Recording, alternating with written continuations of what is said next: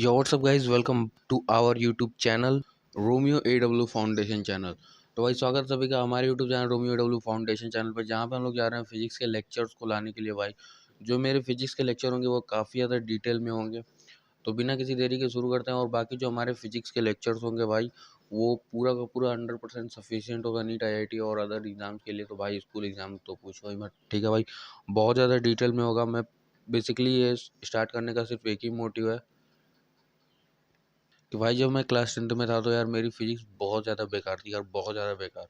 और मैं कोई तब बैच वैच ले नहीं सकता था। तो फिर वही बात हो गई, कहीं मुझे क्वालिटी एजुकेशन मिली ही नहीं फिजिक्स की। तो फिजिक्स का नंबर भी मेरा एकदम पूरा वो है, गोल आया भाई, ठीक है भाई।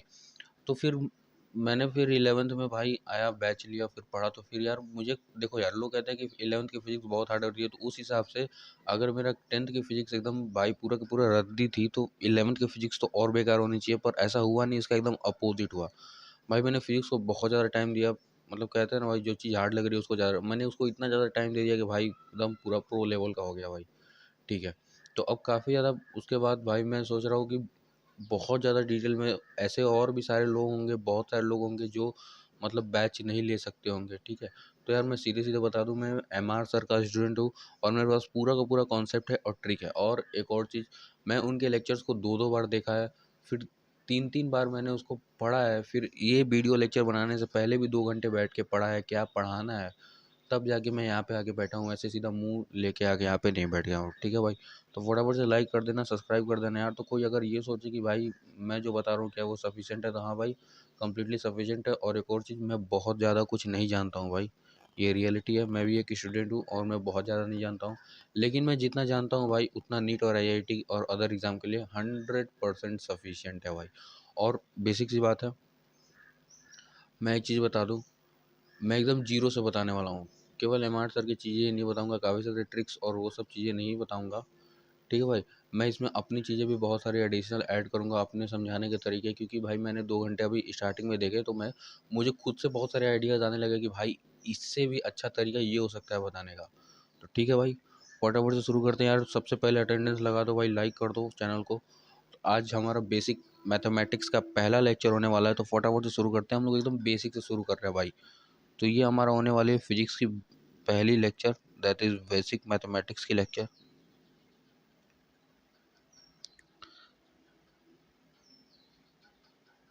देखना भाई, मैं नोट्स नहीं दे पाऊंगा यार, तो यहीं पे जो मिले नोट्स कर लेना भाई। बेसिक मैथ्स, क्योंकि मैं लिखते टाइम बोलता भी हूँ, तो फिर ज़्यादा कोई दिक्कत होगा नहीं, ठीक है भाई। ज़्यादा कोई दिक्कत नहीं होगा। आज का जो हमारा टॉपिक होने वाला है वो बेसिक हमारा एंगल्स होने वाला है। एंगल्स में हम लोग बात करने वाले हैं। नेक्स्ट क्लास में हम लोग ट्रिग्नोमेट्री पे बात करेंगे। बेसिक मैथमेटिक्स का ये लेक्चर 1 होने वाला है हमारा। और मैं बता दूं भाई, नीट IIT के लिए 100% सफिशिएंट है, इसमें कोई दिक्कत नहीं है। बाकी मैं एक और चीज़ बता दूं, नीट में अभी हाल ही में काफ़ी सारे टॉपिक्स डिलीट हुए हैं 2024 के एग्ज़ाम के लिए। और मैं बता दूं कि यार मैं सब कुछ बताऊंगा डिलीटेड टॉपिक्स में बताने को। देखो यार, जैसे मान लो चैप्टर 1 में डिलीट हुआ है vernier caliper screw gauge delete हुआ है, ठीक है। पर वो एक्चुअल में डिलीट ही नहीं हुआ है, क्योंकि लास्ट में अगर उनके PDF में देखो तो वो एक्सपेरिमेंट में उसको डालनी है भाई। क्वेश्चन पेपर में, नीट के क्वेश्चन पेपर में, मैं नीट की बात कर रहा हूँ भाई, IIT की नहीं। नीट के क्वेश्चन पेपर में यार तो एक्सपेरिमेंट तो देगा नहीं कि ये करके दिखाओ, ठीक है भाई। वो क्वेश्चन ही देगा, उस पर मतलब पढ़ना ही है, मतलब कुछ नहीं डिलीट हुआ है।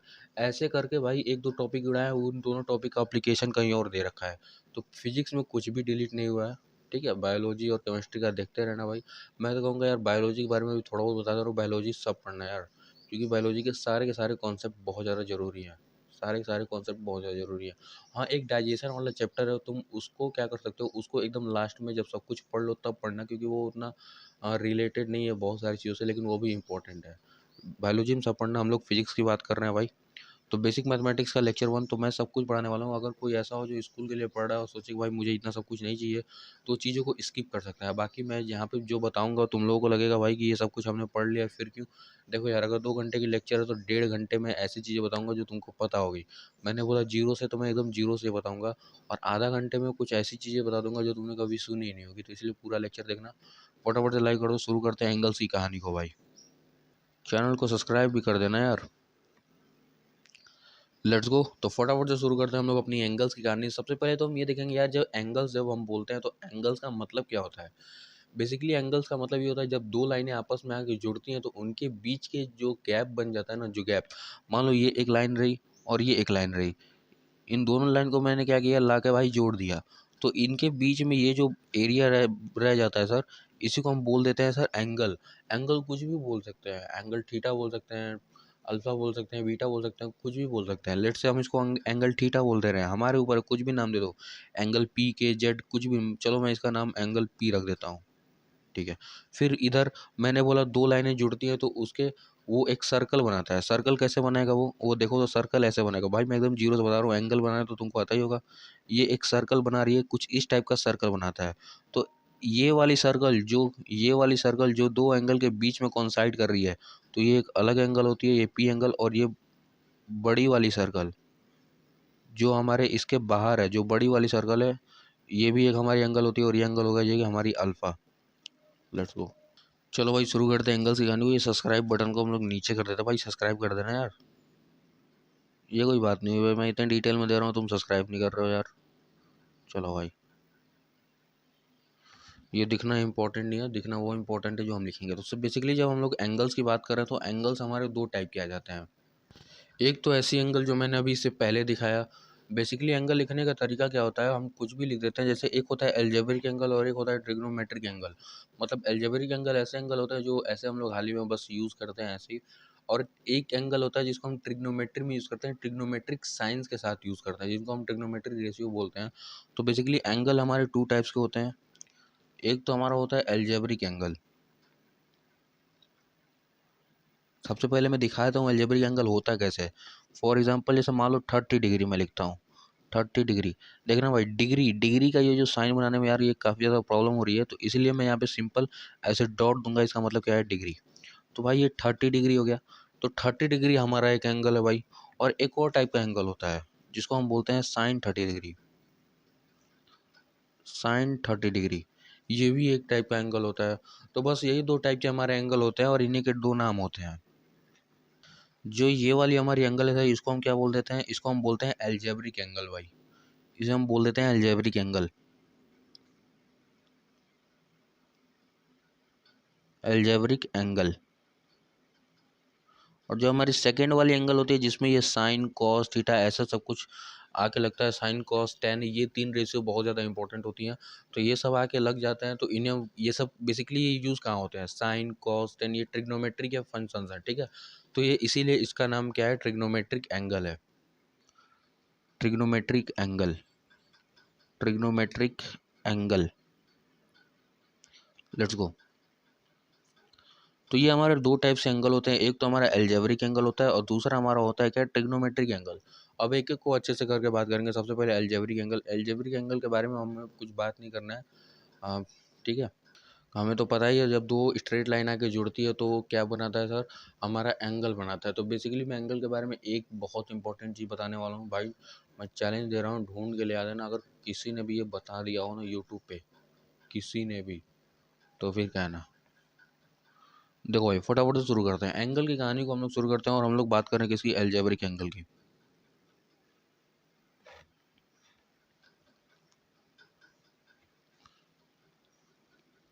देखो भाई एल्जेब्रिक एंगल की कहानी शुरू हो रही है। बेसिकली मैं एक चीज़ बताना चाहूँगा, एल्जेब्रिक एंगल की कहानी शुरू हो रही है तो मैं कुछ एंगल्स तुमसे पूछूंगा, तुमको बताना होगा, ठीक है। मैं बस कुछ एंगल पूछने वाला हूँ और कुछ नहीं भाई। लेट्स से ये हमारा एक सरफेस है, ठीक है भाई, ये हमारा एक सरफेस है और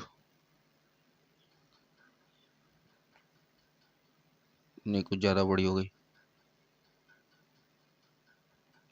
ये हमारी यहाँ पे एक बॉल है, ठीक है। अभी इसको करते हैं छोटा हम लोग। अब यहाँ पे जो भी बॉल है सर, इस बॉल को मैंने फेंका कुछ इतने इस डायरेक्शन में। किस डायरेक्शन में मैंने फेंका है इसको, इधर की डायरेक्शन में मैंने इस बॉल को फेंक दिया। ये हमारा सरफेस है, ये येलो वाला भाई हमारा सरफेस है। और इस बॉल को मैंने इस डायरेक्शन में फेंका है। तो अभी मैं पूछूँ जो बॉल है वो सरफेस से कितनी डिग्री का एंगल बना रहा है, कितनी डिग्री का एंगल बना रहा है। तो यहाँ पे सिंपल देख सकते हो कभी भी अगर हमें एक एंगल बनाना है तो हमें एक रेफरेंस ही होगा। मतलब अगर हमें दो लाइनें तो चाहिए होंगी, दो लाइनों के बीच में ही एंगल बनता है, कभी एक लाइन पे एंगल नहीं बनता है। ठीक है, मतलब एक लाइन पे एंगल बनता है लेकिन उसके किसी चीज़ के रिस्पेक्ट में बनना चाहिए, किसी चीज़ के रिस्पेक्ट में बनना चाहिए। फॉर एग्जांपल जैसे मान लो ये हमारी एक सिंगल लाइन है, सिंगल लाइन में अगर पूछे इस सिंगल लाइन पे कितनी एंगल बन रही है, तो इधर से देखेंगे तो ये कितने एंगल बन रही है, 360 डिग्री, 360 डिग्री।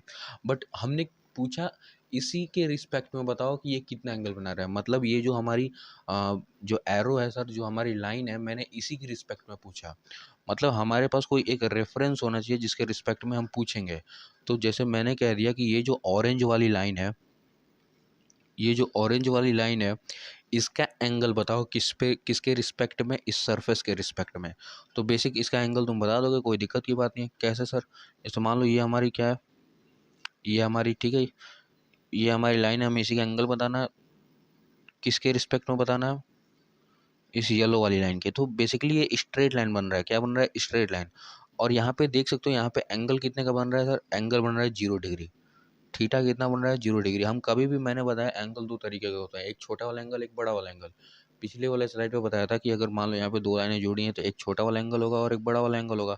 तो कभी भी अगर कोई चीज़, कोई मतलब ऐसा गिवन नहीं है कि हमें बड़ा वाला एंगल लेना है, छोटा वाला एंगल लेना है, तो हम हमेशा किसे मेज़र करेंगे?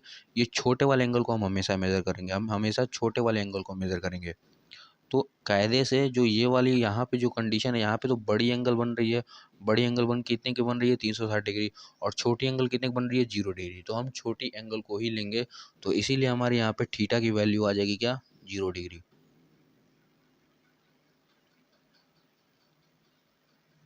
तो यहाँ पे हमारी थीटा की वैल्यू आ जाती है 0 डिग्री। और इससे हमारे को एक और चीज़ क्लियर होता है कि बेसिकली जो हमारा ये जो एरो है वो क्या है? एंगल बना रहा है। ये जो हमारी एरो है सर, ये वाली एरो, ये बेसिकली मैंने बॉल को इस इधर की तरफ फेंका है, इधर की तरफ फेंका है और एंगल पूछा है। तो मैं यहाँ से ये भी बोल सकता हूँ कि जो हमारा एंगल होता है वो डायरेक्शन को रिप्रेजेंट करता है। किसको रिप्रेजेंट करता है? डायरेक्शन को। मतलब वो हमें बताता है कि भाई इधर की तरफ, मतलब इस डायरेक्शन में बॉल को फेंका गया है। इसको और अच्छे से समझने के लिए फॉर एग्जांपल और भी एग्जांपल देख लेते हैं। जैसे कि मान लो इधर हमारा सरफेस हो गया एक ठे, ये लो, ये हमारा एक सरफेस हो गया भाई। ठीक है, अभी ये जो मैंने बॉल्स बनाए थे इनका काम आ गया। ठीक है, यहाँ पे मैं खड़ा हूँ, ठीक है, और इस बॉल को मैंने क्या किया है? फेंक दिया है। इस बॉल को मैंने फेंक दिया है कुछ इस डायरेक्शन में, मैंने कुछ इस डायरेक्शन में फेंका है।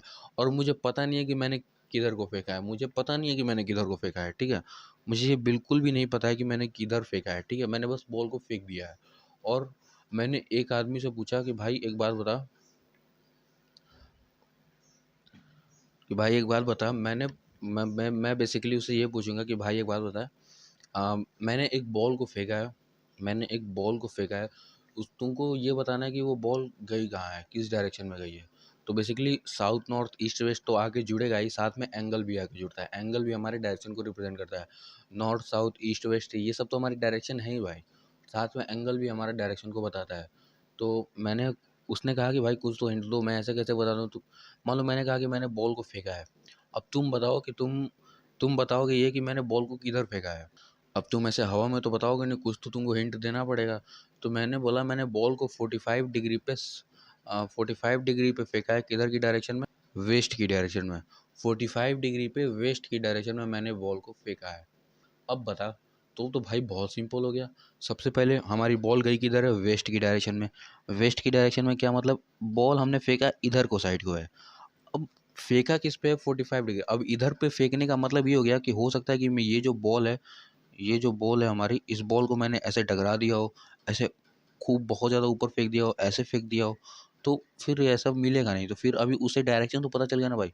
उसे ये पता चल गया कि बॉल किधर की तरफ फेंकी है, मैंने वेस्ट डायरेक्शन की तरफ बॉल को फेंकी है। अब फिर मैंने उसको एक और कंडीशन दी कि मैंने बॉल को 45 डिग्री पे फेंका। मैंने बॉल को कितने डिग्री पे फेंका? 45 डिग्री पे फेंका।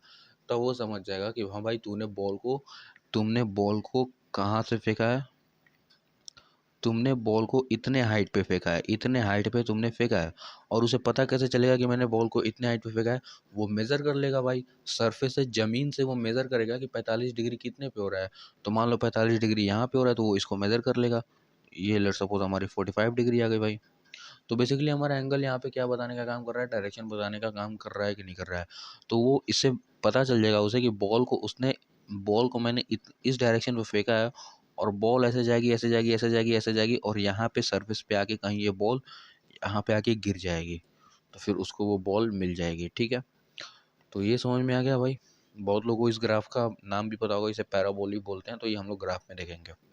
तो इसने से इतने से भाई ये क्लियर हो गया कि नहीं क्लियर हो गया कि जो हमारा एंगल होता है वो बेसिक डायरेक्शन को सेंस कराता है, डायरेक्शन का सेंस कराता है। मतलब ये दिखाता है कि भाई इधर की साइड में इस ऑब्जेक्ट का डायरेक्शन है। और भी एग्जांपल की बात कर लेते हैं। फॉर एग्जांपल मान लो मैंने यहाँ पे सरफेस बना दिया भाई, ठीक है, सरफेस बना दिया। अभी तुम मुझसे क्वेश्चन पूछोगे ये कि भैया बताओ एक बात, मैंने बॉल को ऊपर फेंक दिया है, मैंने बॉल को ऊपर फेंक दिया है। अब मैंने कहा कि ऊपर कहाँ फेंका है? बॉल ऊपर का मतलब तो कहीं भी जा सकती है।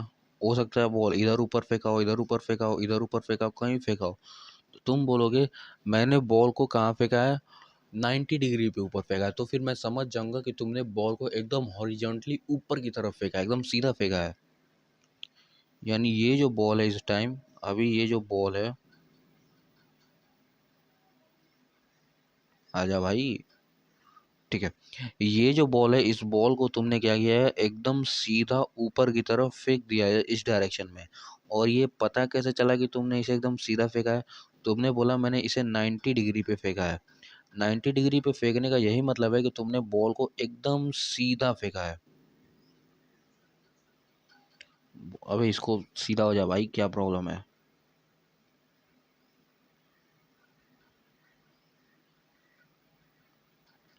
तुमने बॉल को एकदम सीधा फेंका है 90 डिग्री पे। तो 90 डिग्री से ये क्लियर हो गया कि भाई हमारी जो बॉल है वो एकदम वर्टिकली अपवर्ड गई है। वर्टिकल हम ऐसे लाइंस को जो एकदम सीधी होती हैं इनको वर्टिकल बोलते हैं। और अपवर्ड का मतलब होता है ऊपर।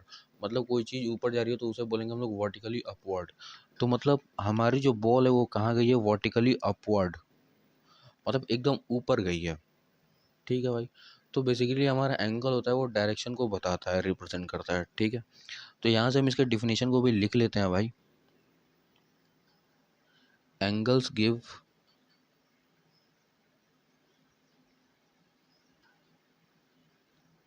Sense of direction, sense of, भाई देखो लिखा हुआ नहीं समझ में आ रहा तो मैं बोल भी रहा हूँ। एक्चुअली मैं मोबाइल फ़ोन में लिख रहा हूँ और वो है छोटा, तो प्रॉब्लम हो रही है मुझे लिखने में, तो मैं बोल भी रहा हूँ। Angle give a sense of direction.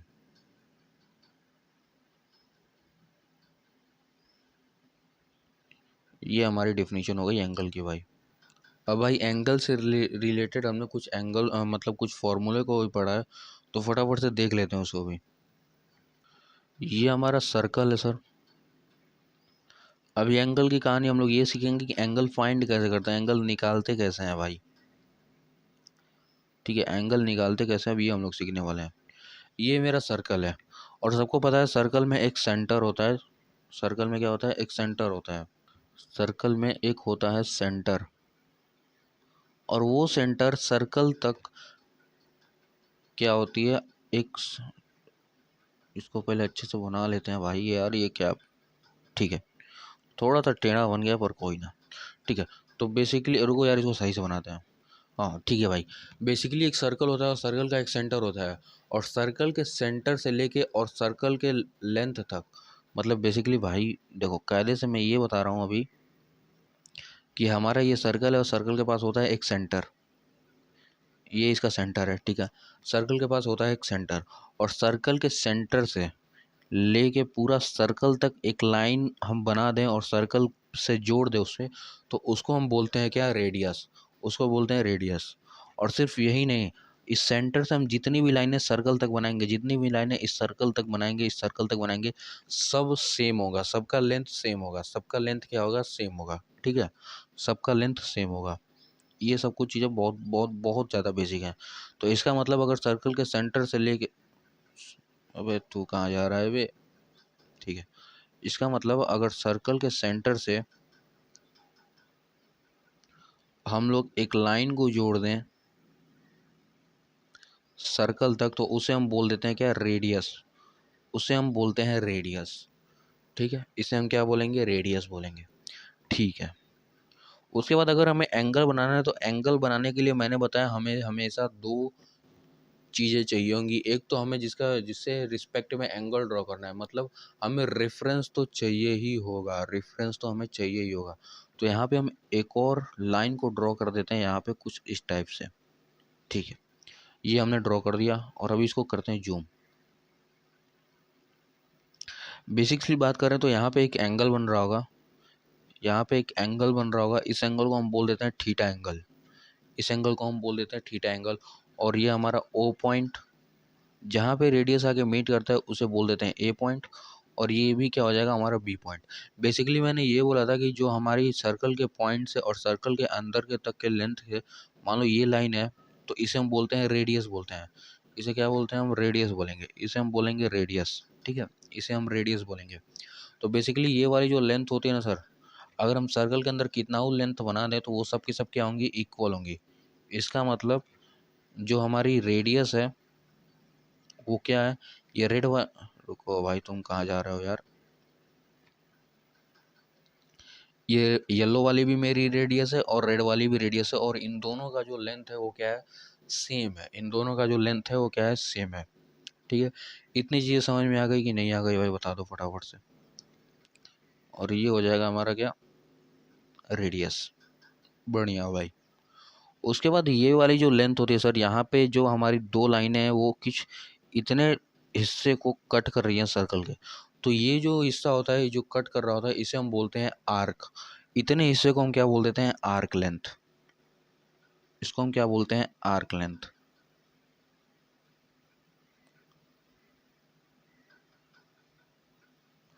Arc length बोलते हैं या फिर सिंपल आर्क ही बोलते हैं। लेंथ है ये, एक लंबाई है, मतलब पूरा का पूरा लेंथ है। बस एक चीज़ याद रखना, फिजिक्स में किसी भी चीज़ को हम उसके यूनिट में लिखते हैं, किसी को भी हम उसके यूनिट में लिखते हैं। तो लेंथ का यूनिट होता है मीटर, लेंथ का यूनिट क्या होता है, मीटर। तो इसी तरीके से जो हमारा आर्क है, आर्क का यूनिट हो जाएगा क्या, मीटर। और रेडियस भी एक लेंथ है भाई, ये लेंथ ही तो है, ये लेंथ है, एक ये लेंथ है। ठीक है, तो रेडियस का भी यूनिट क्या हो जाएगा, मीटर। ठीक है सर, बढ़िया भाई।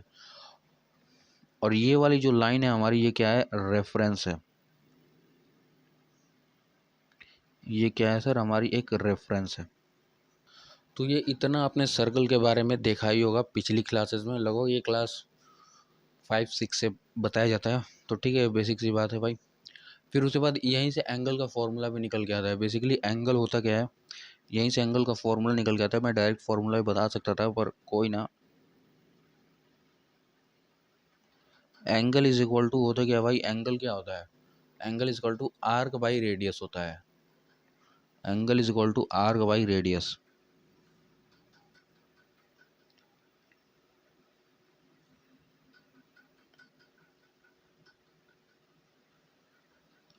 Arc by radius. और जैसा कि मैंने बताया फिजिक्स में अगर हम किसी चीज़ की बात कर रहे हैं तो उसके यूनिट्स को भी हम लिखेंगे भाई। फिजिक्स में अगर हम किसी चीज़ की बात कर रहे हैं तो उसके यूनिट्स को मस्ट है लिखना। तो आर्क का यूनिट हो जाता है मीटर। क्यों, क्योंकि आर्क हमारी एक लेंथ है और लेंथ की ऐसा यूनिट होती है मीटर। रेडियस भी हमारी लेंथ है और इसकी यूनिट हो जाएगी क्या, मीटर।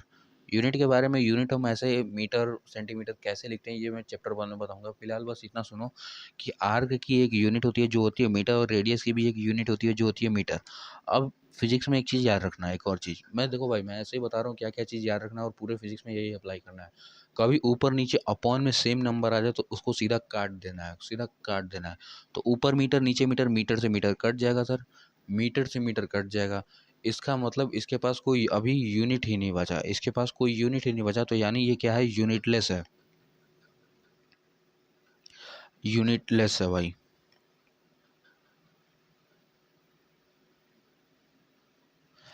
लेकिन मैंने तो बोला भाई फिजिक्स में भाई यूनिट बहुत ज़्यादा ज़रूरी होती है। देखो भाई, मैं एक सिंपल सी चीज़ बता रहा हूँ, ध्यान से सुनना।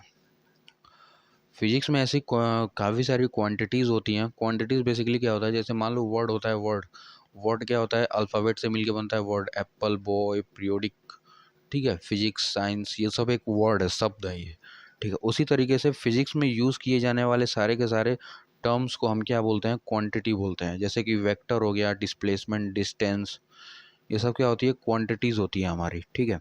तो बस इन्हीं को जैसे हम लोग वर्ड बोलते हैं ना, भाई 5-6 वर्ड का नाम, वर्ड बता दे, इसको नोट करना है, उसी तरीके से फिजिक्स में हम क्वांटिटी यूज़ करते हैं, कुछ ज़्यादा वो नहीं है, ठीक है।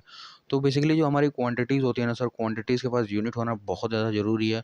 कुछ ऐसी क्वांटिटीज़ भी होती है जिनके पास यूनिट नहीं होता है, तो इसका मतलब उनका बहुत ज़्यादा इंपॉर्टेंस नहीं होता है। लेकिन भैया हमारा एंगल तो बहुत ज़्यादा इंपॉर्टेंट है, एंगल बहुत ज़्यादा इंपॉर्टेंट है। अब भाई मान लो कोई चीज़ बहुत ज़्यादा इंपॉर्टेंट है और उसके पास यूनिट ना है, तो भाई तो ऐसा कुछ होगा नहीं। बेसिकली यहाँ पे यूनिट काम कैसा कर रहा है, यहाँ पे यूनिट हमारा काम कैसे कर रहा है, जैसे मान लो तुम्हारा नाम होता है। एक क्लास में 3 लोग बैठे हैं। एक क्लास में वैसे मान लो 60 बच्चे हैं, 60 बच्चे हैं, ठीक है। और तुम्हारे 3 दोस्त हैं, और तीनों का दोस्त तुमने नाम देख के दोस्त बनाया है। एक का नाम प्रशांत है, दूसरे का नाम भी प्रशांत है, तीसरे का नाम भी प्रशांत है, ठीक है। और तुम्हारा नाम मान लो रोमियो वॉल्टर है, ठीक है भाई। तो ये तुम गए गेट पे और बोलोगे भाई प्रशांत आ जा। तो भाई तुमको बुलाना सिर्फ एक को है, तीनों के तीनों उठ के आ जाएंगे, इसीलिए उनका टाइटल भी होगा। मान लो उसमें से एक होगा प्रशांत तिवारी, एक होगा प्रशांत मिश्रा, और दूसरा होगा प्रशांत शर्मा, मतलब तीसरा होगा प्रशांत शर्मा। एक तिवारी है, एक शर्मा है, एक मिश्रा है।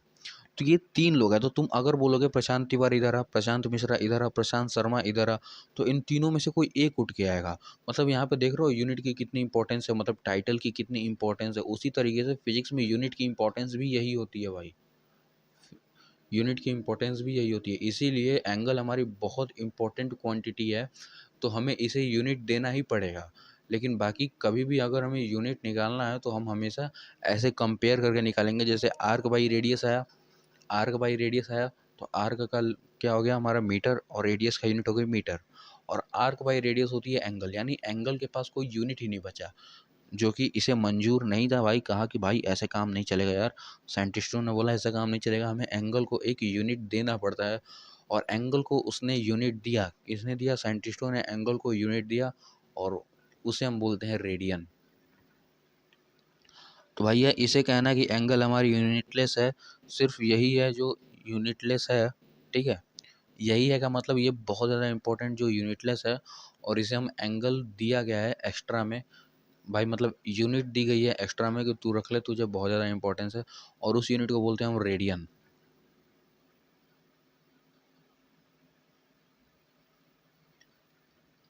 रेडियन है भाई।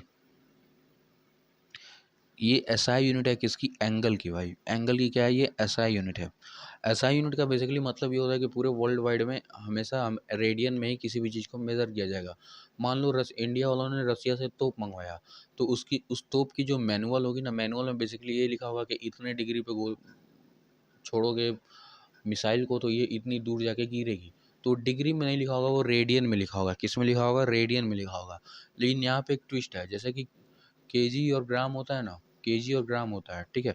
1 किलो में 1000 ग्राम होता है, 1 केजी में 1000 ग्राम होता है।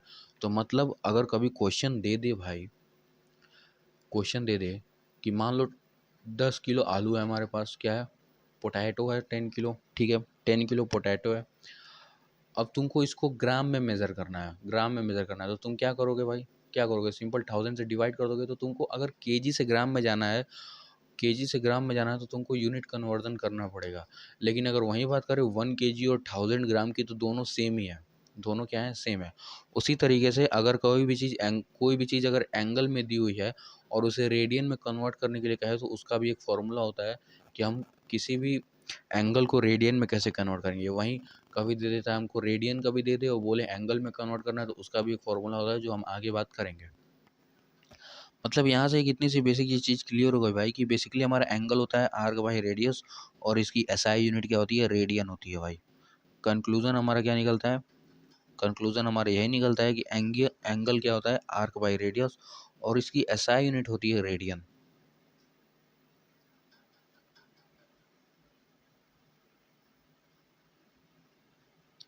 ये बहुत ही ज़्यादा इम्पोर्टेंट है भाई, इसको टेटू करवा लो भाई।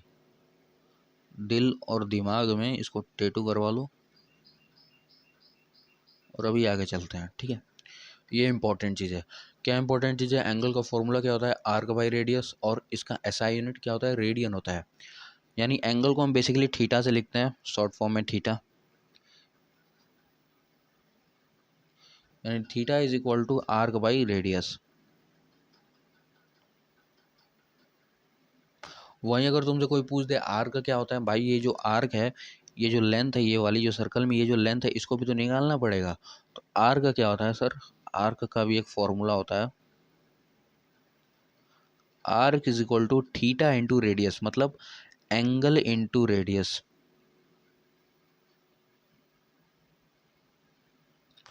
Angle into radius.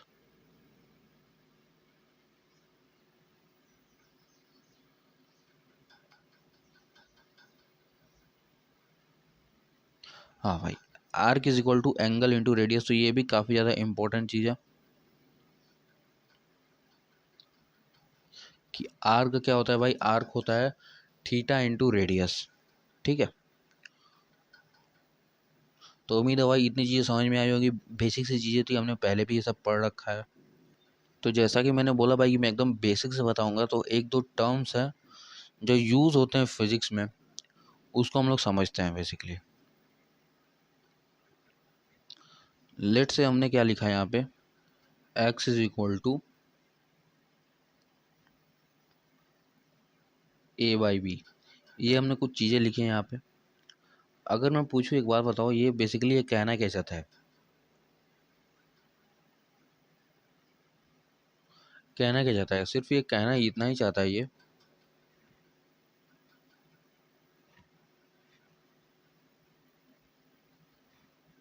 अबे ढंग से बन जा।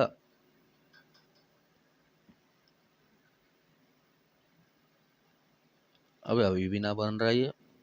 हाँ, अब थोड़ा सा ढंग से बन गया, चलो काम चल जाएगा अपना।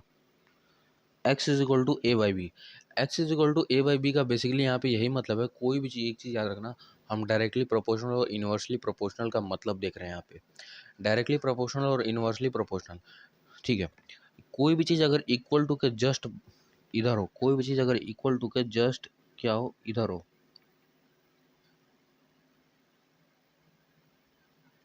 कोई भी चीज़ अगर इक्वल टू के जस्ट किधर हो, इधर हो, जैसे एक्स यहाँ पे फिर इक्वल टू है, फिर इसके इधर जस्ट ए है, ठीक है सर। तो ये कुछ ऐसा दिख रहा है हमें, एक्स इज इक्वल टू ए। तो बेसिकली इसका मतलब होता है जो एक्स है वो डायरेक्टली प्रोपोर्शनल है किसके? ए के। X is directly proportional to A. अगर कोई भी चीज़ इक्वल टू के जस्ट इधर साइड होती है, कोई भी चीज़ अगर इक्वल टू के साइड होती है, मतलब मान लो यहाँ पे कोई क्वांटिटी दी हुई है, A is equal to B into C, कुछ भी, तो बेसिकली इसका यही मतलब है कि जो ए है सर, वो ए डायरेक्टली प्रोपोर्शनल है किसके? बी के, और ए डायरेक्टली प्रोपोर्शनल है किसके? सी के। और डायरेक्टली प्रोपोर्शनल का ये मतलब होता है एक बढ़ेगा तो दूसरा भी बढ़ेगा, एक घटेगा तो दूसरा भी घटेगा। यानी यहाँ पे जो एक्स है वो डायरेक्टली प्रोपोर्शनल है किसके? ए के। इसका मतलब यहाँ पे ये क्लियर होता है कि मान लो अगर हमारा जब एक्स बढ़ेगा तो हमारा ए जो होगा वो क्या होगा सर? ये भी बढ़ेगा साथ साथ में, ये भी क्या होगा? बढ़ेगा। डायरेक्टली प्रोपोर्शनल, डायरेक्टली प्रोपोर्शनल का बेसिकली यही मतलब होता है कि सर अगर कोई एक चीज़ बढ़ेगी तो दूसरी साइड वाली भी बढ़ेगी। मान लो अगर ये इसका कभी नंबर 10 होता है, इसका कभी नंबर 10 होता है और इसका भी क्या होगा? 10 होगा, ठीक है। तो कभी एक्स डिसाइड करता है कि ये अपने नंबर को बढ़ाएगा और ये नंबर को बढ़ा के क्या कर देगा? 20 कर देगा।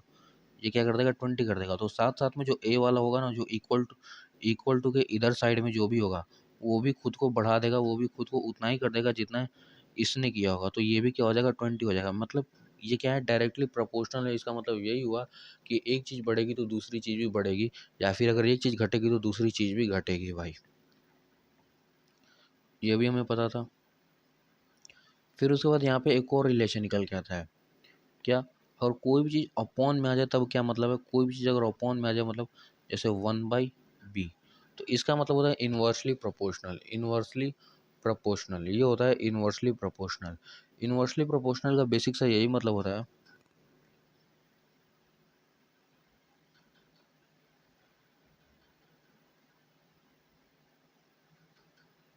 इन्वर्सली प्रोपोर्शनल का मतलब क्या होता है कि अगर कोई एक चीज़ बढ़ेगी तो दूसरी चीज़ घटेगी। ये एक्चुअल में होता कैसे, ये एक्चुअल में ऐसा होता है, x is inversely proportional to 1/b। इसका मतलब अगर हमारी एक्स बढ़ेगी तो जो हमारी बी होगी क्या होगी, वो घटेगी। अगर एक्स कल को घटती है, अगर एक्स कहती है कि नहीं भाई मुझे घटना है, तो कहती है भाई मैं घट रहा हूँ, तो जो बी होगा वो हमारा क्या होगा, बढ़ेगा। मतलब ये एक दूसरे के हमेशा क्या होंगे, अपोजिट होंगे। दूसरा क्या, हमेशा एक दूसरे के अपोजिट होंगे। तो बेसिकली ये हमारी काम की चीज़ नहीं थी। डायरेक्टली प्रोपोर्शनल और इन्वर्सली प्रोपोर्शनल का मतलब सबको पता होता है, ठीक है। क्योंकि मैं अभी यहाँ पे कुछ दिखाने वाला हूँ। बेसिकली मैंने ये बताया था थीटा क्या होता है। थीटा यानी एंगल। इधर देखो भाई, इधर ये चीज़, थीटा क्या होता है, आर्क बाई रेडियस। थीटा क्या होता है, आर्क बाई रेडियस। थीटा होता है आर्क बाई रेडियस। अब मैंने जैसा कि बताया, यहाँ से निकलेगा क्या, यहाँ से क्या निकलेगा भाई, यहाँ से कुछ कंडीशंस निकलनी है। बेसिकली जो आर्क है वो कुछ ऐसा दिख रहा है। जो आर्क है यहाँ पे क्या दिखता है, arc is equal to, arc का फॉर्मूला क्या होता है भाई, theta into radius.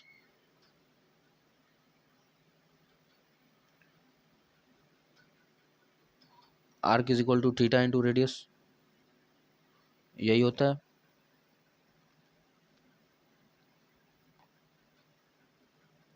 Arc is equal to theta into radius, ठीक है। तो यहाँ पे बेसिकली जो हमारा थीटा है वो आर्क के इक्वल टू के दूसरे साइड है, आर्क के इक्वल टू के दूसरे साइड है। मतलब इसका मतलब बेसिकली यहाँ पे क्या होता है, आर्क इज, ये लोग डायरेक्टली बताते हैं पर मैं भी पता नहीं क्यों इसको एक्सप्लेन कर रहा हूँ। Arc is inversely proportional to theta, यानी एंगल। जो आर्क होती है वो इनवर्सली प्रोपोर्शनल होती है किसके, एंगल के। Arc is inversely proportional to angle. Arc is inversely proportional to angle का क्या मतलब है अब यहाँ पे, बेसिकली इसका ये मतलब है कि अगर कभी कल को आर्क बड़ा हो जाता है तो, कभी कल को अगर आर्क बढ़ता है तो एंगल भी क्या होगा, बढ़ेगा। एंगल भी क्या होगा भाई, एंगल भी बढ़ेगा। और आर्क अगर घटेगा तो एंगल भी क्या होगा, घटेगा, ठीक है। अब इसका हम लोग पूरा एग्जांपल समझते हैं। Arc is inversely proportional to angle. इसका मतलब कभी कल को हम आर्क को बड़ा कर दें तो एंगल भी क्या हो जाएगा, बड़ा हो जाएगा। अब इसको समझेंगे हम लोग इसी वाली फिगर से, इसी वाली फिगर से समझेंगे। इतना समझ में आया कि नहीं आया समझ में, पहले ये बताओ कि जो हमारा आर्क होता है वो डायरेक्टली, जो आर्क होता है वो डायरेक्टली प्रोपोर्शनल होता है किसके, एंगल के। मतलब अगर आर्क बड़ा होगा तो एंगल भी क्या होगा, बड़ा होगा। यही मतलब होता है डायरेक्टली प्रोपोर्शनल का। और अगर एंगल बड़ा होगा तो आर्क भी क्या होगा, बड़ा होगा, ठीक है। तो अभी इसको देखते हैं हम लोग। ओके भाई, तो मैंने कॉपी कर लिया है उसी को, उसी स्लाइड को मैंने कॉपी कर लिया है। अबे कॉपी तो किया था, ठीक है। ये 7 स्लाइड है, 6 5, ठीक है, कॉपी है ये।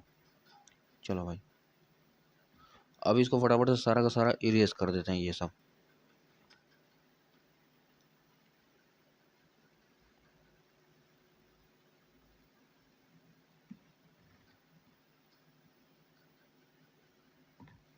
गायब, ठीक है। इसको भी हटाते हैं यहाँ से। तो भी जा भाई, तेरी कोई ज़रूरत ना है इधर।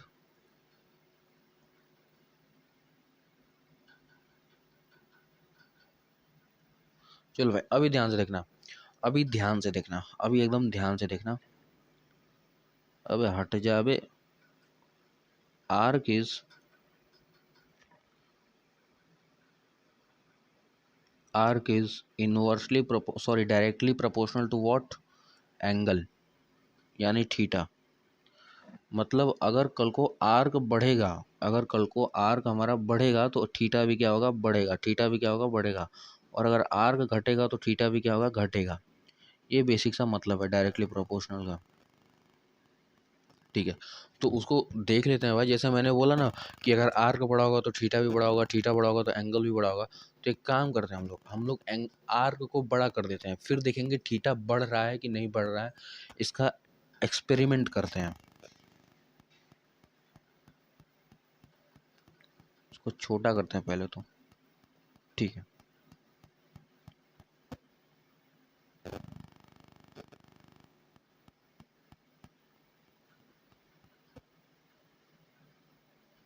तुम लोग बेसिकली ये देख रहे हो कि यहाँ पे ये वाली जो आर्क है सर, ये वाली जो आर्क है बी ए आर्क है, ये सबसे छोटी आर्क है अभी। ये क्या है, सबसे छोटी आर्क है, सबसे छोटी आर्क है। और मैंने यहाँ पे ये बोला था कि arc is directly proportional to theta. यहाँ पे ये बी ए आर्क है और यहाँ पे ये थीटा एंगल है हमारा। अभी एक काम करते हैं हम लोग, इस आर्क को बड़ा कर देते हैं, आर्क को क्या कर देते हैं, बड़ा कर देते हैं। तो हम लोग इस आर्क को कुछ ऐसे ही बड़ा कर देते हैं, देखो ध्यान से। फॉर एग्जाम्पल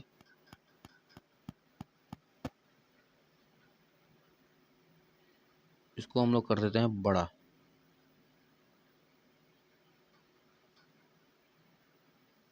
रुको यार, दूसरा बना लेते हैं भाई, क्या गोबर क्यों कर रहा हूँ भाई मैं। ठीक है भाई, तो ये हमारी आर्क है। अभी इस आर्क को हम लोग करने वाले हैं बड़ा। जब हम लोग आर्क को बड़ा करेंगे, आर्क को बड़ा करने का यही मतलब है कि हम लोग पूरे के पूरे सर्कल को बढ़ा रहे हैं, पूरे के पूरे सर्कल को बढ़ा रहे हैं। तो ये कुछ हमारा ऐसे हो जाएगा, ध्यान से देखना अभी हम आर्क को क्या कर रहे हैं, बड़ा कर रहे हैं भाई। ये देखो, ये हमने क्या कर दिया, आर्क को बड़ा।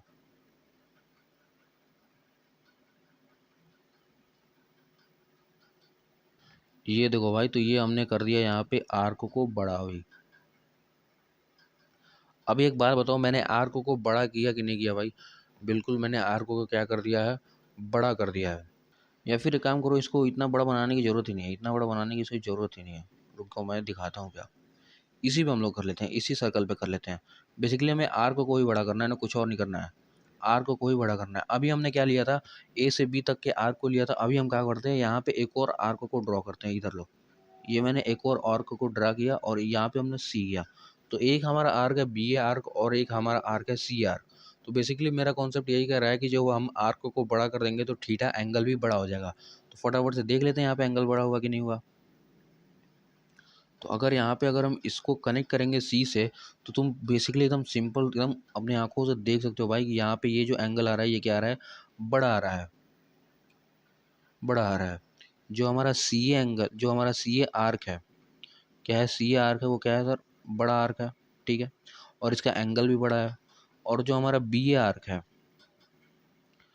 एक तो बी ए आर्क छोटा है और साथ में इसका एंगल भी क्या है सर, छोटा है। इसका एंगल देखोगे तो कुछ 60 डिग्री या फिर हाँ 60 डिग्री के आसपास ही आ रहा है। ये मान लो 60 डिग्री हो गई हमारी, और ये हमारी 90 डिग्री है। ये क्या है, हमारी 90 डिग्री है। तो बेसिकली तुम यहाँ पे ये देख सकते हो, जब भी हम आर्क को बड़ा करेंगे तो हमारा एंगल जो होगा वो भी क्या होगा, बढ़ेगा। अगर आर्क बढ़ेगा तो एंगल भी बढ़ेगा। अगर ये नहीं हुआ तो भाई हम लोग आर्क को थोड़ा सा और बड़ा करके देख लेते हैं।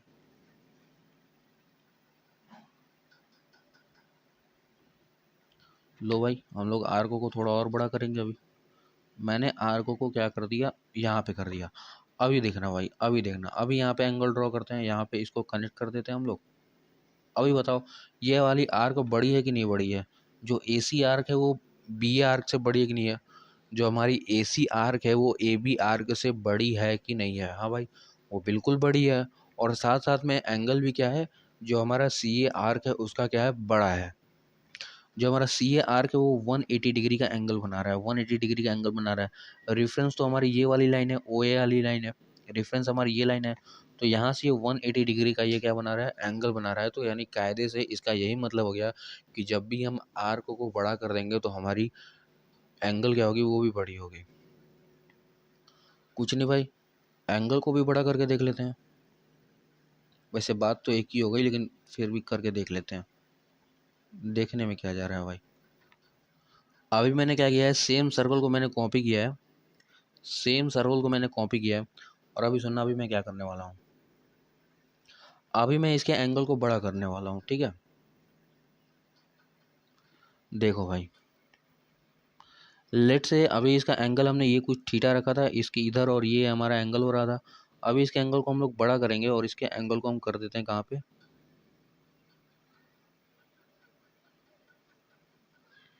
यहाँ पे। इसके एंगल को हमने बढ़ा दिया। तो बेसिक से हमारा जो पहले वाला एंगल क्या था, पहले वाला एंगल ये था, को इससे ड्रॉ करते हैं। हमने इसके एंगल को बढ़ा दिया भाई, ठीक है। पहले वाला हमारा एंगल क्या था, पहले वाला हमारा एंगल सिंपल ये था, थीटा।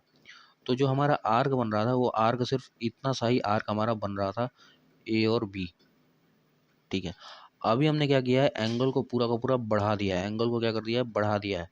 तो एंगल के बढ़ाने से भाई हमारा आर्क अभी क्या हो गया, यहाँ पे बड़ा हो गया, सिंपल तुम ये देख सकते हो। तो arc is directly proportional to theta का यही मतलब है कि जब भी हम आर्क को बड़ा करेंगे तो हमारा एंगल क्या होगा, वो भी बड़ा होगा भाई।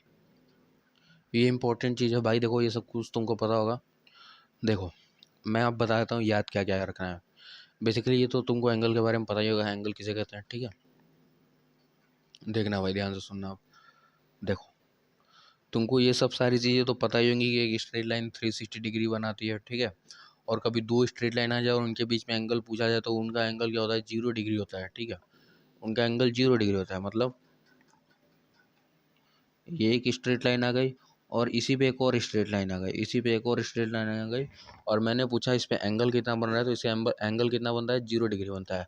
इन दोनों, यहाँ पे दो दो ठे लाइन है भाई, यहाँ पे दो लाइन है, दो, एक ए है, दूसरा हमारा क्या है, बी है। एक ए है और बी है, और मैं पूछूं ए और बी में कितना एंगल बन रहा है, तो इनके बीच का एंगल 0 डिग्री होता है, ठीक है। इनके बीच का एंगल कितना होता है, 0 डिग्री होता है। तो ये सब चीज़ें तुमको पता है। तो बेसिकली याद क्या रखना है, याद सिर्फ हमें इतना रखना है कि सर एंगल, एल्जेब्रिक एंगल ऐसे एंगल होते हैं जो जिसको हम ऐसे नॉर्मली यूज़ करते हैं, और उसका एसआई यूनिट क्या होता है, रेडियन होता है। ये सिर्फ तुमको अभी तक नहीं पता था, ये सिर्फ तुमको अभी तक नहीं पता था। और जो रेडियन होता है वो हमारा क्या होता है, एसआई यूनिट होता है, ठीक है सर। इतना याद रखना है बस कि एंगल की एसआई यूनिट क्या होती है, रेडियन होती है, बस। चलो भाई फटाफट से अभी आगे चलते हैं हम लोग, ठीक है भाई। तो यहाँ पे एक हमारी सर्कल है, अभी ध्यान से देखना, अभी फाइनल स्टेज आ गया भाई इस वीडियो लेक्चर का। अब हम लोग सीखेंगे यूनिट कन्वर्जन, कैसे एंगल को रेडियन में कन्वर्ट करते हैं और रेडियन को एंगल में। यही इंपॉर्टेंट है, बाकी कुछ इंपॉर्टेंट नहीं है, बाकी सब हमें पता है, ठीक है। तो ये हमारी रेडियस होती है, ये वाली लेंथ को हम रेडियस बोलते हैं, ठीक है। ये वाली लेंथ को हम क्या बोलते हैं, रेडियस बोल देते हैं।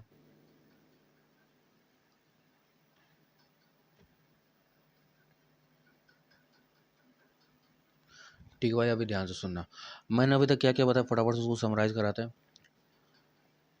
Theta is equal to what, अभी तुम्हें कुछ भी पता नहीं होगा, मैं जो जो कुछ भी बता रहा हूँ तुमको पता नहीं होगा, बस सुनना है भाई। थीटा होता क्या है, थीटा हमारा आर्क बाई रेडियस होता है, ठीक है सर। थीटा हमारा होता है आर्क बाई रेडियस, और आर्क क्या होता है, आर्क हमारा ये पूरा का पूरा लेंथ होता है। ये पूरे के पूरे सर्कल का लेंथ को हम क्या बोल देते हैं, आर्क बोल देते हैं। ये पूरे के पूरे सर्कल को लेंथ को हम क्या बोल देते हैं, आर्क बोल देते हैं। इसी पूरे के पूरे सर्कल के लेंथ को हम सरकमफ्रेंस बोलते हैं, और सरकमफ्रेंस की वैल्यू क्या होती है, 2 पाई आर। सरकमफ्रेंस हमारा होता है 2 पाई आर, यानी यहाँ से हम ये कह सकते हैं theta is equal to what, arc की जगह ये आर्क यहाँ पे क्या है, ये पूरा का पूरा सर्कल का लेंथ, और पूरे के पूरे सर्कल के लेंथ को हम बोलते हैं सरकमफ्रेंस, और सरकमफ्रेंस की वैल्यू क्या होती है, 2 पाई आर। वैल्यू होती है 2 पाई आर, ठीक है, अपॉन में रेडियस। मैंने बताया जैसे अगर सेम चीज़ें ऊपर नहीं जाए तो काट देना है, काटने में तो बहुत थे, जो बहुत लोगों का कटे भी रहा होगा। तो आर से आर कट जाएगा, और यहाँ पे थीटा की वैल्यू निकल के आ जाएगी क्या, 2 पाई। थीटा की वैल्यू निकल के आ गई 2 पाई, और ये जो थीटा की वैल्यू आई है किस में आई है, रेडियन में आई है। ये जो थीटा की वैल्यू आई है, ये थीटा की वैल्यू किस में आई है, रेडियन में आई है।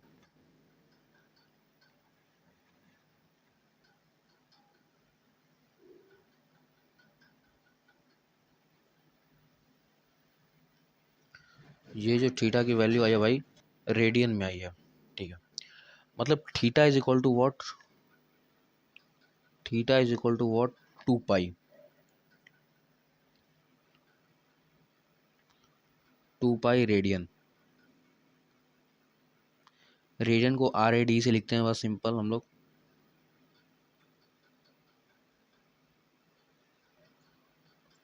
Theta is equal to 2 pi radian. ये और थीटा क्या है, ये पूरे के पूरे सर्कल के एंगल है। मतलब ये जो पूरा का पूरा सर्कल का एंगल होता है वो तो 360 डिग्री होता है, वो 360 डिग्री होता है, 360 डिग्री होता है, और साथ में 2 पाई रेडियन होता है। मतलब सर जो 360 डिग्री होता है वो 2 पाई रेडियन, ये दोनों के दोनों क्या होते हैं, इक्वल होते हैं। बेसिकली 360 डिग्री,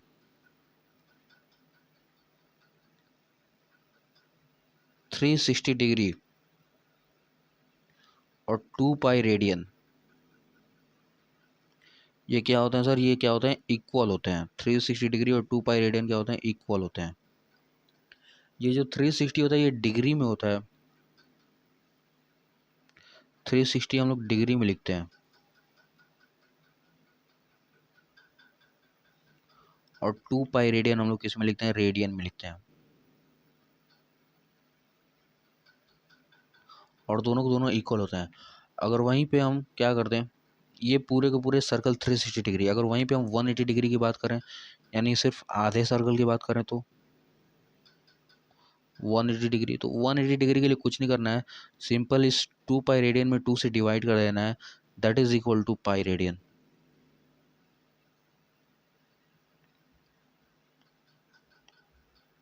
तो यहाँ से हमारी दो चीज़ें निकल के आई, एक तो हमारी 360 जो कि हमारे डिग्री में, और 2 पाई जो कि हमारा रेडियन में है, 180 जो कि हमारा किस में है सर, डिग्री में, और पाई हमारा रेडियन में है।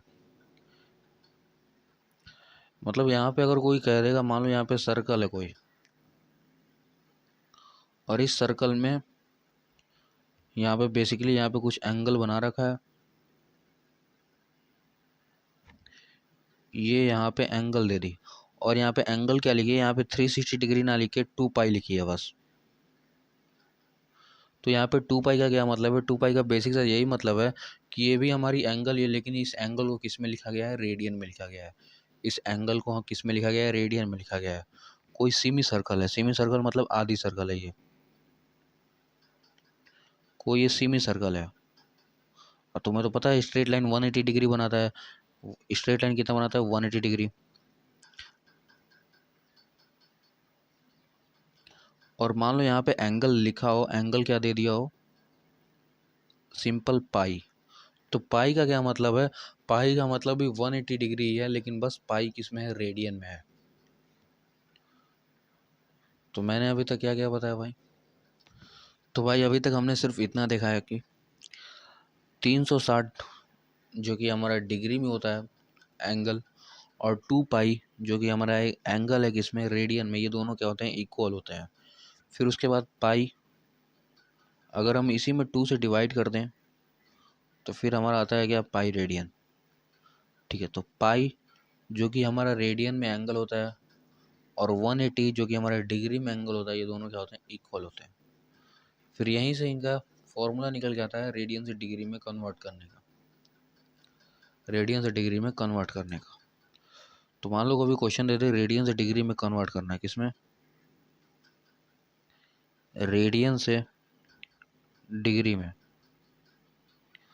तो रेडियन से डिग्री में जाने के लिए हम उसका फॉर्मूला कहाँ से डिराइव करेंगे, हम लोग फॉर्मूला यहाँ से डिराइव करेंगे। तो pi radian is equal to होता है 180 डिग्री, और कभी भी एक बात याद रखना,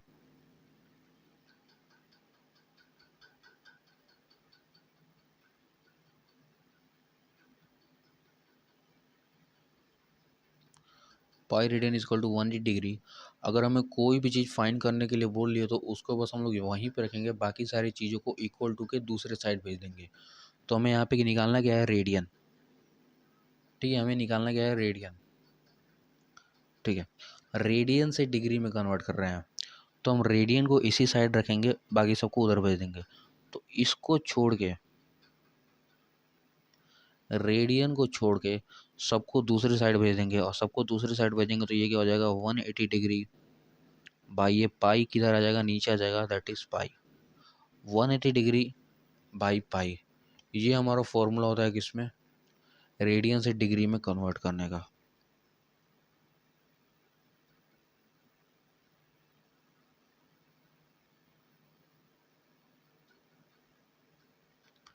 ये हमारा बहुत इंपॉर्टेंट फॉर्मूला होता है। रेडियन से अगर हमें डिग्री में जाना है तो सिर्फ 180 डिग्री इंटू पाई से मल्टीप्लाई कर देंगे। और अगर वहीं हम बोलें,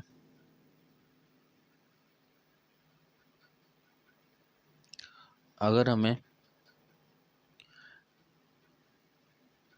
डिग्री से रेडियन में जाना हो तो, अगर हमें डिग्री से रेडियन में जाना हो तो देखो भाई, अभी हम लोग डिग्री से रेडियन में कन्वर्ट करने वाले हैं चीज़ों को। तो बेसिकली मैंने बताया हमें जिसमें कन्वर्ट करना है, पहले इसको तो क्लियर कर लेते हैं हम लोग।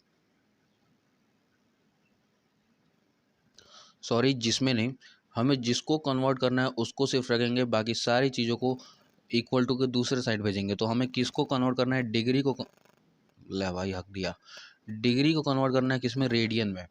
तो डिग्री को यहाँ पे रखेंगे, सब बाकी सबको रेडियन के नीचे ले आएंगे। तो यहाँ पे 180 डिग्री है, 180 डिग्री है भाई। 180 तो हमारा मैथमेटिकल नंबर है और डिग्री हमारी एक अलग चीज़ है।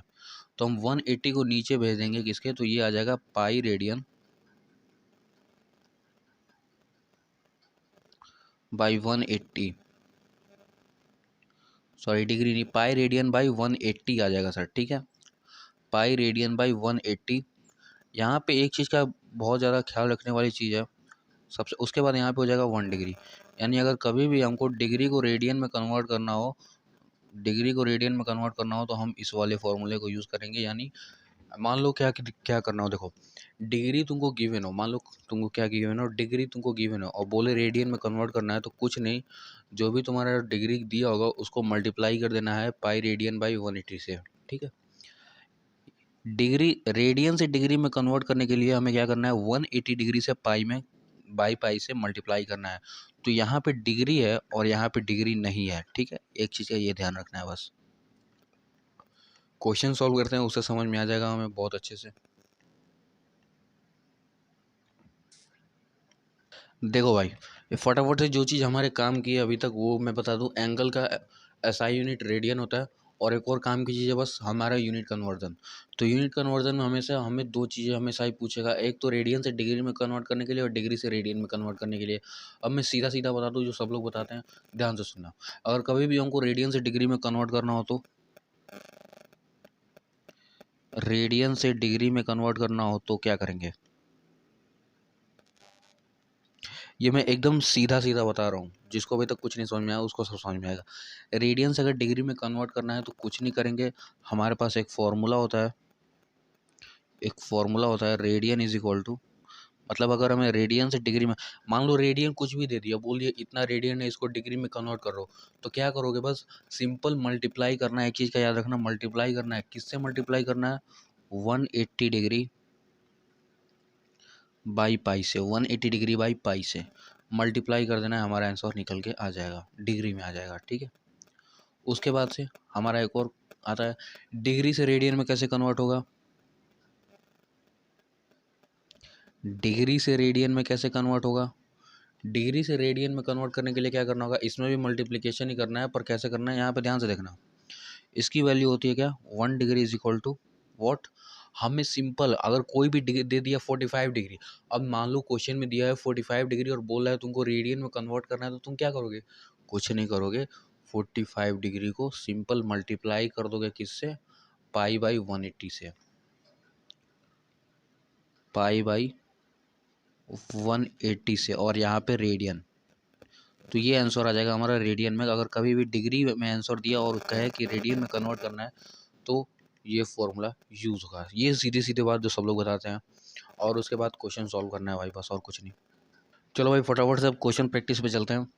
तो कन्वर्ट रेडियन इनटू डिग्री, मतलब हमें रेडियन को किस में कन्वर्ट करना है, डिग्री में। तो एक चीज़ याद रखना हमेशा, रेडियन किस में, हाँ रेडियन से डिग्री में जाना है ना, हमें रेडियन से डिग्री में जाना है। तो एक चीज़ हमेशा याद रखना, हम हमेशा क्या करेंगे, मल्टीप्लाई करेंगे, किससे मल्टीप्लाई करेंगे, अभी बताया था रेडियन से डिग्री में कन्वर्ट करने के लिए 180 डिग्री बाई पाई से। ये चीज़ याद रखना भाई, बस बाकी सब कुछ हो जाएगा। चलो तो फिर फटाफट से अपने काम को शुरू करते हैं। एक चीज़ याद रहे, रेडियन से डिग्री में कन्वर्ट करना है, रेडियन से डिग्री में कन्वर्ट करने के लिए सिंपल मल्टीप्लाई करेंगे 180 डिग्री बाई पाई से।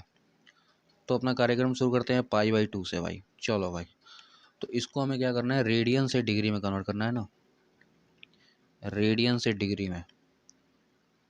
देखना हमसे कन्वर्ट हो पा रहा है कि नहीं हो पा रहा है भाई, क्या हमारा फॉर्मूला यूज़ करके हो पा रहा है कि नहीं हो पा रहा है। पाई बाई 2 है, मैंने बोला सिंपल मल्टीप्लाई कर देना है किससे 180 डिग्री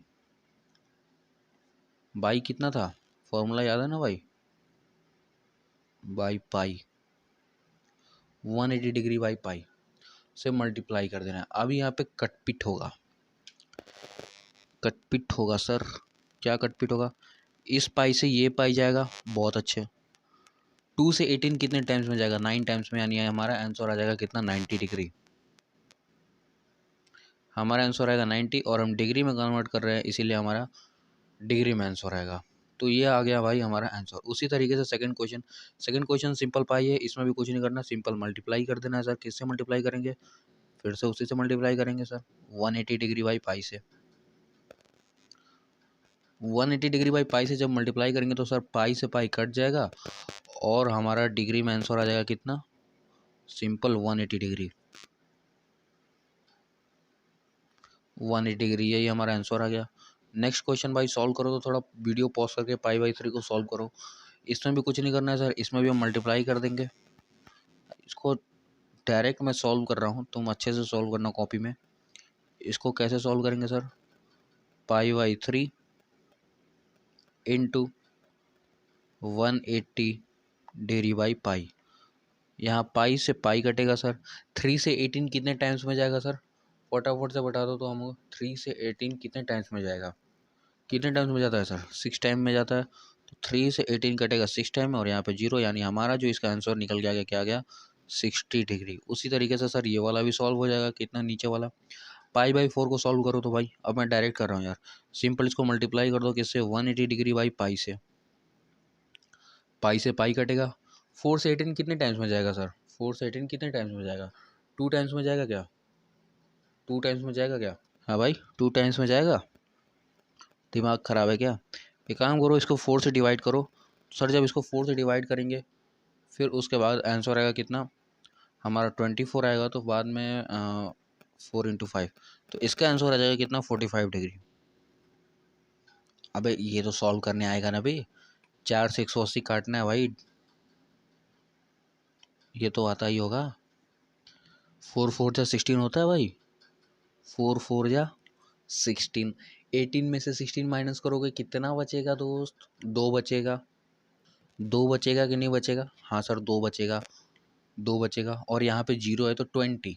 अब 24 के टेबल में कितने टाइम्स में जाता है, 5 टाइम्स में, 5 बार में 20 कट जाता है, तो आंसर कितना आ जाएगा 45 डिग्री। ये रहा, ये तो बहुत इजी क्वेश्चन है, बस सिंपल हमें अपने फॉर्मूले पे टिके रहना है, बस मल्टीप्लाई कर देना है 180 डिग्री बाई पाई से, सारा आंसर धुआं धुआं हो जाएगा भाई। उसी तरीके से इसको भी सॉल्व सॉल्व करो यार, मैं करूँ क्या भाई, कुछ नहीं भाई।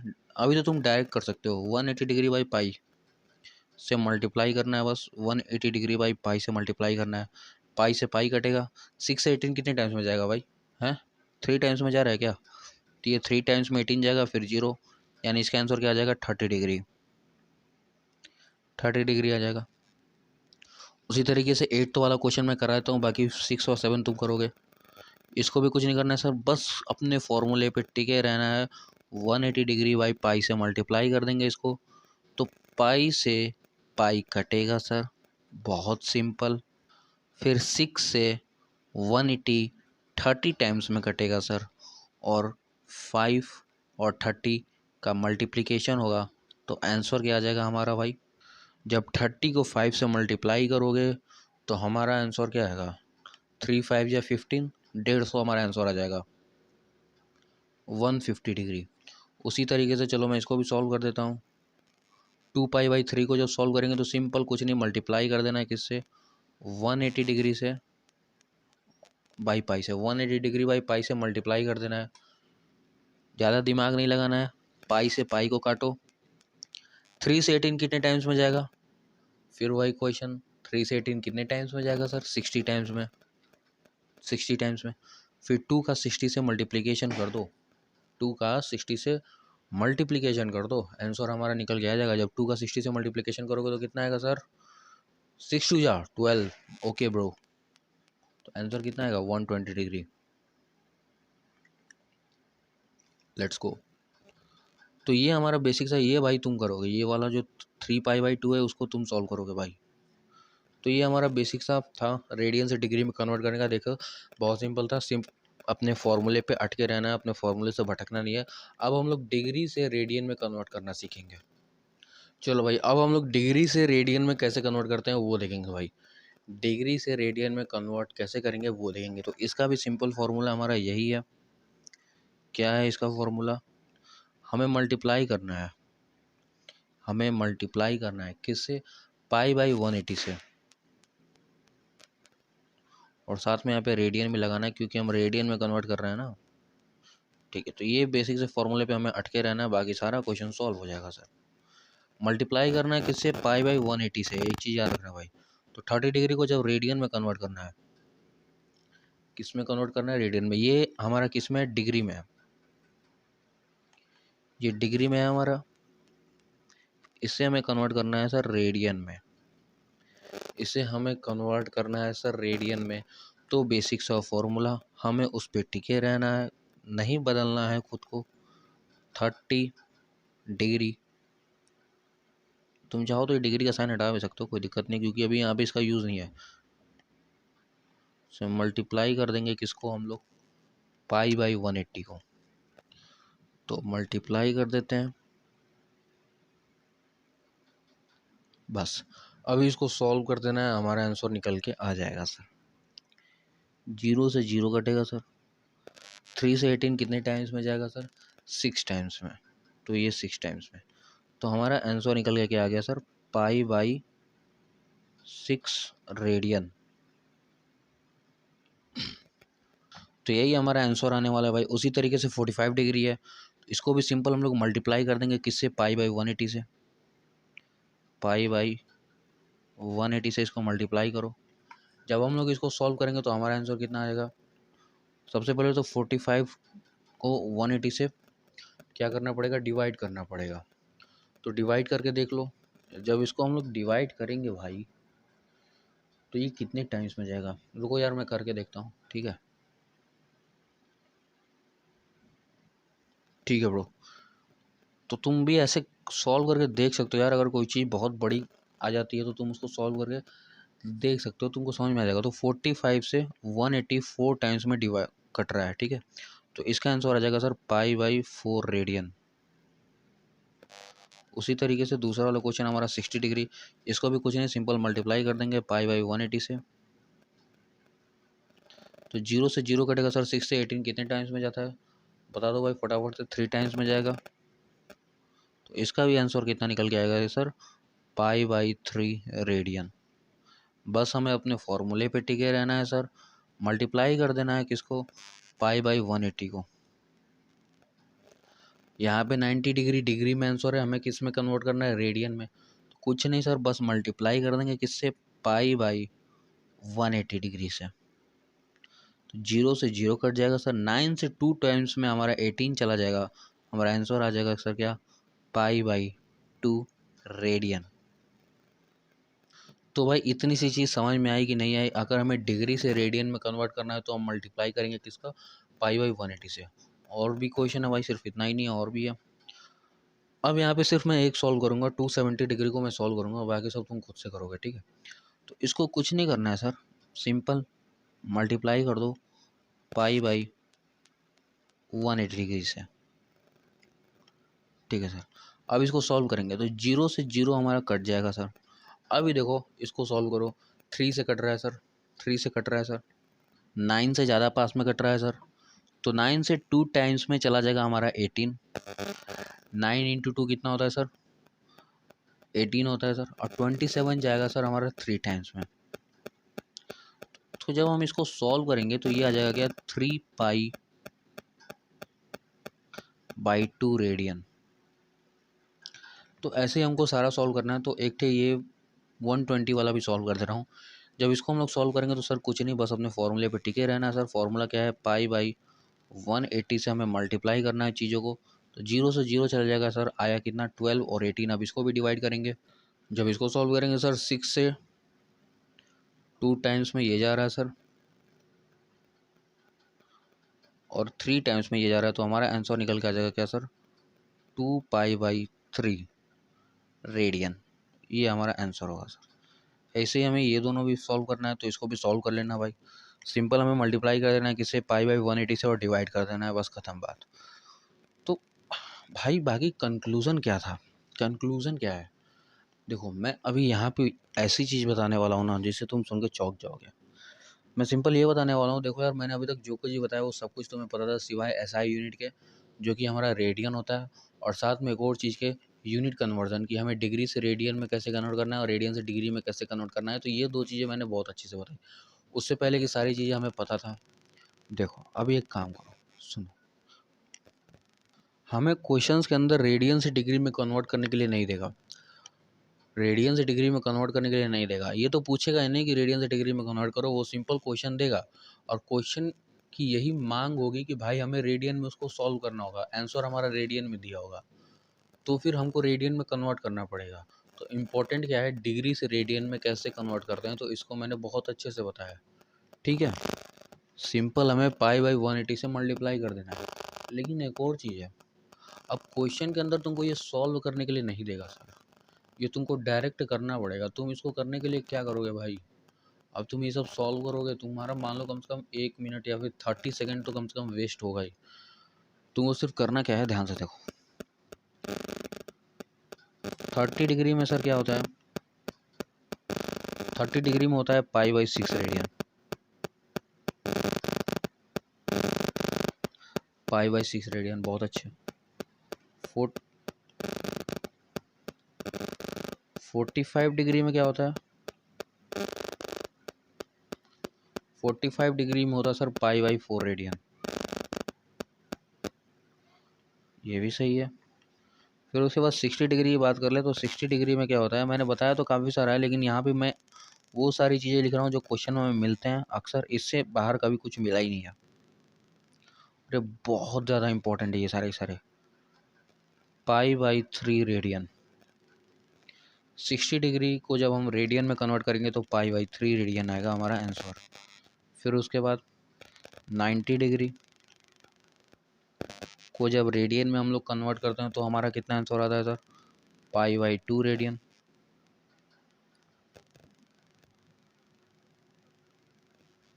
π/2 रेडियन। वहीं अगर हम लोग बात कर ले किसकी, 120 डिग्री की सर, 120 डिग्री से जब इसको रेडियन में कन्वर्ट करेंगे तो 2π/3 रेडियन हमारा आंसर आएगा। और सिर्फ इतना ही नहीं, कोई पूछ दे 2π/3 रेडियन को जब डिग्री में कन्वर्ट करने के लिए तो कितना होगा, 120 डिग्री। मतलब अगर रेडियन से डिग्री में कहेगा तो 120, और अगर 120 को कहे रेडियन में कन्वर्ट करना है तो 2π/3, ठीक है सर। तो हम एक काम करते हैं, हमने एक, ये दोनों दोनों इक्वल हैं, चलिए सर इतना समझ में आया, 120 डिग्री। फिर नेक्स्ट हमारा आ जाता है 135 डिग्री। जब इसको हम लोग रेडियन में कन्वर्ट करते हैं तो हमारा आंसर क्या निकल के आता है, 3π,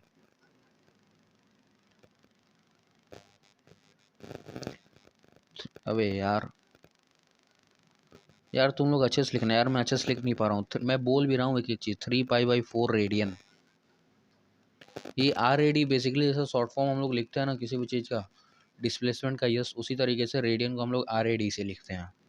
135 डिग्री को जब हम लोग रेडियन में कन्वर्ट करेंगे तो 3π/4 रेडियन होगा, ठीक है। उसी तरीके से जब 150 डिग्री को जब हम लोग कन्वर्ट करेंगे किसमें, रेडियन में, तो हमारा क्या आंसर निकल के आएगा सर, 5π/6 रेडियन। नेक्स्ट वन हमारा 180 डिग्री, ये मैंने सॉल्व करने के लिए दिया था इधर शायद से, ठीक है। तो ये दोनों मैंने सॉल्व करने के लिए दिया था, तो हमें इसको करना क्या था, रेडियन से डिग्री से रेडियन में कन्वर्ट करना है ना। तो डिग्री से रेडियन में कन्वर्ट करने के लिए मैंने क्या फॉर्मूला बताया भाई, π/180 से सिंपल क्या कर दोगे, मल्टीप्लाई कर दोगे दोस्त। तो जब 180 डिग्री को मल्टीप्लाई करेंगे π/180 से, तो 180 से 180 कट जाएगा सर, ये हमारा आंसर क्या आ जाएगा, पाई रेडियन बस। उसी तरीके से 150 को भी जब सॉल्व करेंगे, किस में कन्वर्ट करना है हमें, हमें डिग्री को रेडियन में कन्वर्ट करना है सर। तो इसको भी मल्टीप्लाई कर देंगे किससे, पाई बाई 180 डिग्री से। पाई बाई 180 डिग्री से इसको भी सिंपल मल्टीप्लाई कर देंगे। तो सिंपल हमारा जीरो से जीरो कट जाएगा। अब कितना, 15 और 18 बचा। तो कायदे से देखा जाए 15 और 18 किस टेबल में आ रहा है, 3 के टेबल में आ रहा है। तो ये कट जाएगा सर कितना, 18 हमारा 6 टाइम्स में जाएगा, नाइस। और 15 हमारा 5 टाइम्स में जाएगा। तो ये हमारा आ जाएगा क्या सर, 5 पाई बाई 6। तो हमें कुछ ऐसा सॉल्व करना होता है।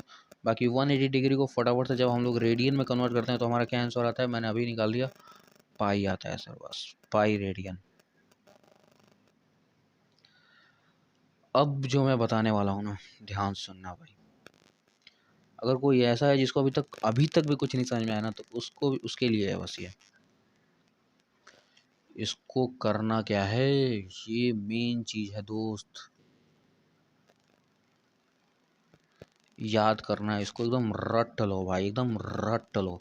सिर्फ पूरे के पूरे एंगल जो कुछ भी मैंने अभी तक बताया, सिर्फ वो सिंपल कहानी था। अभी मैं समराइज़ कर दूं जो बहुत ज़्यादा इंपॉर्टेंट है। मैं ऐसे ही हर लेक्चर के एंड में जो इंपॉर्टेंट है, जो याद करने वाली चीज़ें हैं, जो दिमाग में रखने वाली चीज़ें हैं, वो मैं बताऊंगा। बाकी तो डेरिवेशन तो इंपॉर्टेंट है ही भाई। अब नीट के एग्ज़ाम में डेरिवेशन नहीं पूछता है, ठीक है भाई। एमसीक्यू में क्या ही डेरिवेशन पूछेगा वो, और क्वेश्चन पेपर में भी डेरिवेशन दिखता नहीं है हमें। मैंने ले रखा है पीवाईक्यू की बुक, एमटीजी की। तो हर चैप्टर के बाद मैं एमटीजी का सोल्यूशन लेके आऊँगा, पर बेसिक मैथमेटिक्स कोई चैप्टर नहीं है हमारे नीट के सिलेबस के अकॉर्डिंग। तो इसके बाद तो कोई वो नहीं आएगा, पीवाईक्यू नहीं आएगा, ठीक है। लेकिन फिर भी इसमें मैं एक दो पीवाईक्यू ऐड करूँगा जो मुझे मेरे सर ने कराया था। उसके बाद जब चैप्टर शुरू होगा तो चैप्टर के पीवाईक्यूज़ में कराऊँगा, चैप्टर ख़त्म होने के बाद, और फिर उसका वन शॉट समरी हुई। तो बेसिकली एंगल में मैंने सिर्फ इतना बताया, और इतना याद रखने की चीज़ें हैं कि एंगल की एसआई यूनिट क्या होती है सर, रेडियन होती है। एंगल की एसआई यूनिट रेडियन होती है। कभी भी हम एंगल को किस में डील करते हैं, रेडियन में डील करते हैं। डिग्री में हम वैसे तो जनरली डील करते हैं, लेकिन डिग्री को हम प्रैक्टिकल यूनिट बोलते हैं। मतलब ऐसे सिंपली जैसे होता है ना कि हाँ भाई यूज़ करते हैं चल, तो ऐसे डिग्री है। लेकिन मेन इंपॉर्टेंट हमारा रेडियन है। और कभी तुम इंडिया से बाहर जाते हो तो वहाँ पे तुम रेडियन में मेज़र करोगे, ठीक है, डिग्री में मेज़र नहीं करोगे। तो ये सारी चीज़ें, और कुछ ये यूनिट कन्वर्जन है, ये यूनिट कन्वर्जन है हमारी। कभी भी रेडियन से डिग्री में कन्वर्ट करना हो तो, और डिग्री से रेडियन में कन्वर्ट करना हो तो हमेशा यही पूछेगा, इसके अलावा कुछ नहीं पूछेगा। तो अभी भी कुछ नहीं समझ में आया तो बस इसको याद कर लो भाई, रट लो भाई। तो बस भाई इतने में कहानी आगे रुक गई अपनी। तो ये हमारी एंगल्स की कहानी थी। नेक्स्ट लेक्चर में हम लोग ट्रिग्नोमेट्री को शुरू करेंगे, ठीक है भाई। जिसका साथ तुमने 10th में छोड़ा था हमेशा के लिए, उसको फिर अपनाओगे। पर चिंता मत करो यार, मैं और बेसिक से बताऊंगा इसको, ट्रिग्नोमेट्री को। तो धन्यवाद भाई, मिलते हैं नेक्स्ट लेक्चर में, तब तक के लिए बाय बाय। चैनल को सब्सक्राइब करना बिल्कुल मत भूलना यार।